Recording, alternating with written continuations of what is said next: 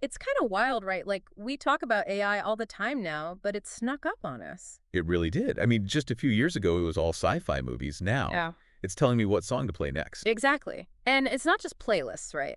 The stuff you sent me for this deep dive, though, that's next level stuff. The future of AI.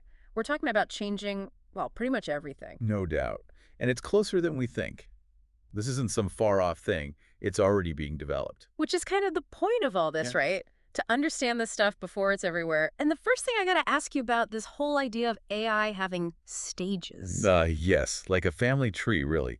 Right now, we've got what you might call the kids table, artificial narrow intelligence, ANI. Catchy name. But seriously, what is that in plain English? Think of it like this. That algorithm that seems to know exactly what you want to buy online before you even do, that's ANI. Super good at its one job, But useless if you ask it to, like write a poem. pretty much. The exciting and maybe slightly scary stuff comes with the next stage, artificial general intelligence.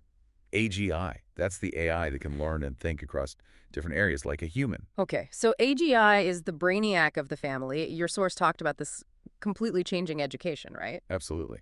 Imagine personalized learning tailored to how you learn best, at your pace. No more one-size-fits-all classrooms, but it goes beyond that. Hit me with it. Healthcare. Imagine AGI sifting through mountains of medical data to find diagnoses and treatments we'd miss. Or in research, analyzing complex data in seconds, leading to breakthroughs way faster than we could alone. Okay, now my mind is officially blown, but we gotta talk about the downsides, because there's always a flip side. For sure. One source I read was really concerned about jobs.